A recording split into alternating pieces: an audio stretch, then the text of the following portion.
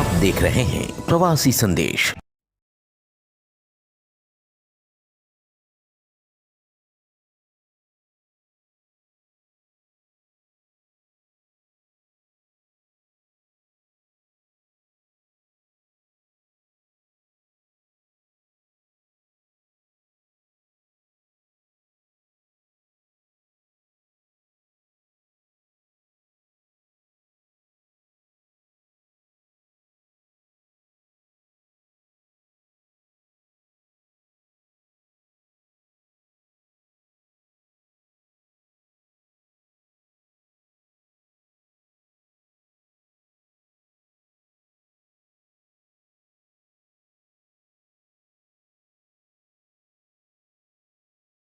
देखिए, समाधान तो आपको भी पता है कि वो एक ही दिन में नहीं होगा, लेकिन उसकी प्रक्रिया चालू हो गई समाधान की तरफ ले जाने के लिए।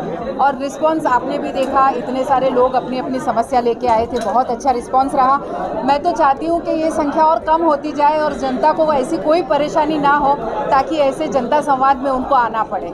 लेकिन खैर, अभी परेशानियाँ हैं, उनकी कुछ मुश्किलें हैं, उनके कुछ प्रॉब्लम्स हैं, तो वो लेके आज जनता संवाद के इस कार्यक्रम में, और मैं इसको कार्यक्रम भी नहीं कहूँगी, ये एक मेरा प्रयास था कि लोग छोटे छोटे कारणों से दुखी रहते हैं। कभी ऑफिसर नहीं मिलते हैं, कभी वो जा नहीं पाते हैं समय पे।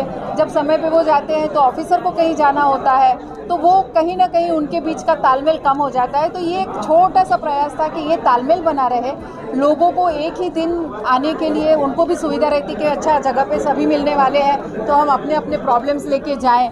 तो ये एक मेरा प्रयास था कि उनके प्रॉब्लम्स इस तरह से सॉल्व किए जाए, क्योंकि फ़िलहाल अभी यहाँ नगर सेवक नहीं है, बॉडी डिसॉल्व हो चुकी है, और उसके बाद जनता को ये प्रश्न रहता है कि हमें हमारा काम लेके किसके पास जाना है। और मैं अकेली हर एक सोसाइटी में शायद नहीं पहुँच पाऊँ, इसीलिए सभी को यहाँ एक छत के नीचे बुला के ये प्रयास किया गया कि उनकी जो छोटी छोटी तकलीफ है वो तुरंत दूर हो जाए। जब भी कोई भी विधायक या सांसद आता है, इस तरह की मीटिंग लेते हैं, लेकिन वो बात मीटिंग के बाद एकदम खत्म हो जाती है।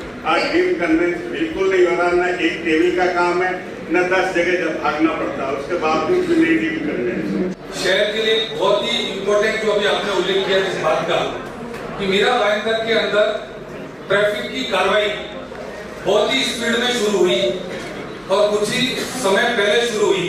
इसके पहले मुझे लगता है कि भाईंदर के सभी नागरिकों को इतनी फास्ट कार्रवाई और इतना अच्छा चलिए, बहुत खुशी की बात है कि ट्रैफिक डिपार्टमेंट बहुत सक्रिय हुआ और बहुत जल्दी कार्रवाई करके पेनल्टी की कार्रवाई उन्होंने शुरू की। इसके लिए मैं भावे साहब को धन्यवाद दूंगा। लेकिन साथ साथ में इस बारे में भी मुझे बहुत दुख होता है एज ए सेवक होने के नाते कि मैडम कार्रवाई तो शुरू हुई, लेकिन ना तो लोगों में जन जागृति की गई, ना parking no parking P1 P2 के बोर्ड कहीं लगाए गए, क्योंकि रोड बनने के टाइम पे सब निकल गए।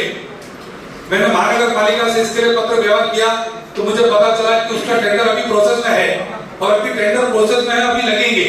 लेकिन मैडम मुझे बताइए कि मंदिर यदि कोई जाता है तो मंदिर के बाहर गाड़ी खड़ी नहीं कर सकता, बैंक में जाता है तो खड़ी नहीं कर सकता, एमटीएनएल के बाहर जाता है रजिस्ट्रेशन करने के लिए तो खड़ी नहीं कर सकता, किसका पहले माले पे कोई डॉक्टर है उसके यहाँ जाता है तो रोड पे खड़ी नहीं कर सकता, तो खड़ा कहाँ करेगा। मेरा एक निवेदन है कि ये जितने भी सार्वजनिक स्थल है, पहले मीरा भाईंदर में उसके लिए अपने को सर्वे करके, क्योंकि मीरा भाईंदर महासभा ने नई parking no parking P1 P2 की पॉलिसी अभी तक फाइनल नहीं की है और उसके पहले इतनी धड़ाधड़ कार्रवाई हुई है। मैडम, प्रॉब्लम ये हुआ है कि एक तो पहले 100-200 पेनल्टी थी, चल जाता था, अभी सीधा 5-10 हजार रुपए पेनल्टी है। हर आदमी को 800-1000 रुपए की पेनल्टी ऑनलाइन आ जाती है। तो कितना शहर के अंदर मैडम, ये जब तक मेरा आपसे निवेदन है कि जब तक की पूरी पॉलिसी नहीं बन जाती, कम से कम सार्वजनिक स्थलों पर जो कार्रवाई जो कि प्रशासन के द्वारा हो रही है उसको बंद किया जाए। आप पॉलिसी बनाइए, P1 P2 के साथ बोर्ड लगाइए। आपण आश्वासित करू शकता का तसं? आपण पार्किंग ज्या ठिकाणी करणार आहात किंवा नो पार्किंग ज्या ठिकाणी करणार आहात त्या ठिकाणी पार्किंगची सोय दिली पाहिजे। कारण तुम्हाला नो पार्किंग आम्ही सांगतो त्यावेळेस तुम्हाला कुठे गाडी लावायची हे माहिती असलं पाहिजे। ह्याविषयी माझी महानगरपालिकेत आयुक्त साहेबांसोबत बैठक झालेली आहे आणि त्याच्यात आम्ही हा मुद्दा मांडला होता की लोकांना आपण गाड्या लावू नका म्हणून सांगतो तर त्यांना गाडी कुठे लावायची ह्याचं उत्तर पण दिलं पाहिजे। तर हे उत्तर देण्यासाठी आपली पार्किंग पॉलिसी कॉर्पोरेशन सोबत बैठक झालेली आहे। कन्सल्टन्सी इंडिया या कंपनीची राठोड साहेब असताना त्यांनी सर्वे पण केला होता आणि तो सर्वे कॉर्पोरेशनला दिला गेलेला पण आहे। पण त्याला 1 वर्ष झालेलं आहे, त्याच्यावर अजून डिसिजन झालेला नाही. आता आपल्याला शहरामध्ये ज्या ज्या ठिकाणी तुम्हाला गरज आहे, तुम्हीच आमचे लोकप्रतिनिधी कान आणि डोळे आहात. तुम्हीच आम्हाला सांगू शकता की साहेब ह्या ठिकाणी कारवाई कमी करा, आम्ही हॉस्पिटल, बँक, मेडिकल दुकान ह्या ठिकाणी आपण कारवाई कमी करू, जेणेकरून नागरिकांना त्रास होणार नाही, किंवा त्या ठिकाणी त्यांना पार्किंगची जागा देऊ. जिथं शक्य असेल तिथे आपण त्यांना पार्किंगची जागाच देऊ, राखू की 5 गाड्या राखू. एखाद्या जागेवर 5 गाड्या लावण्यामुळे ट्रॅफिकची समस्या होत नसेल तर 5 गाड्या लावायला त्यांना परमिशन देऊ. 25 गाड्या लावण्याला प्रॉब्लेम असेल तर आपण त्या वरच्या गाड्यांना बॅन करू. सर एक तुमसे मंडी के लिए 4 व्हीलर आप देखेंगे 4 व्हीलर पे कार्रवाई नहीं हो पाती. सर 4 व्हीलर जो है ना पूरे रोड को जाम करके रखा है, गैरेज वालों ने पूरे रोड को जाम करके रखा है. गैरेज की 5 गाड़ियां रोड पे खड़ी है, उस पर कार्रवाई नहीं, लेकिन उसके बाजू में एक बाइक खड़ी हो जाएगी ना तो उसको तुरंत उठा के ले जाएंगे. सर मुझे बताइए कि खाली बाइक के लिए पॉलिसी बनी है, मैं क्यों बोल रहा हूँ सर, मैं आपको बता रहा हूँ. बड़े ट्रक बड़ी बसें खड़ी है सर, बड़े ट्रक और बड़ी बसें खड़ी है, उस पर कार्रवाई नहीं हो रही है. प्रॉब्लम यह है कि 2 व्हीलर के लिए कोई व्यक्ति मेडिकल में 50 रुपए की मेडिसिन लेने जाता है और सर 800-1000 रुपए की पेनल्टी देके आता है. मैं क्यों दुखी हूं इस बात से कि जब महानगर पालिका ने 1 साल से पॉलिसी नहीं बनाई मैडम, जब अभी तक डिसीजन नहीं हुआ है कि कहां से पार्किंग उठानी है, कैसे नहीं उठानी है, तो सिर्फ हम सिर्फ कलेक्शन कर रहे हैं.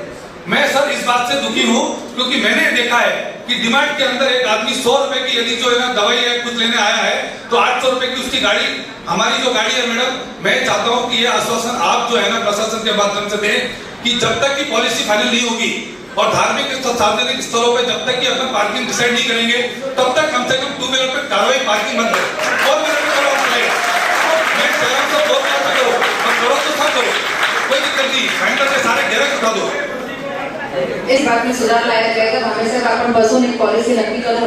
कारवाई करत नाही, तुम्हाला दिसत नाही, हे म्हणणं तुमच्या बाजूने बरोबर आहे. आम्ही पण याचं परीक्षण केलेलं आहे. गेल्या 3 महिन्यात 3.5 लाख रुपये फाईन कारवरून वसूल केलेला आहे. ते कॉर्पोरेशनच्या पावतीने वसूल केला आहे. आमच्या पावतीचा फाईन 500 रुपये आहे, कॉर्पोरेशनच्या पावतीचा फाईन 3000 रुपये आहे. आम्ही आता कार बाजार आणि गॅरेज ह्यांच्यावर कारवाईसाठी कॉर्पोरेशनची पावती वापरतोय, कारण आमच्या पावतीने त्याला तेवढी जाणीव होत नाही.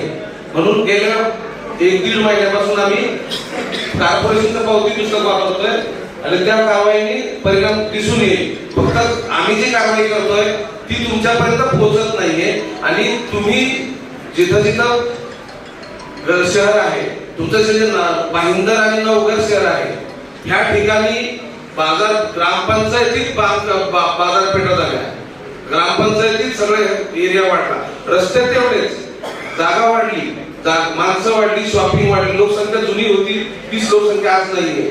आपल्याला आज तुम्ही शाळा सुटताना आणि भरतानाची परिस्थिती बघा, कोण लोक आहेत शाळेसमोर येणारे, तुम्हीच सगळे आहात. आपल्याला सगळ्यांना स्वतः शिस्त पाळली, आम्हाला कारवाई करायची पण गरज पडणार नाही. गाड्या पण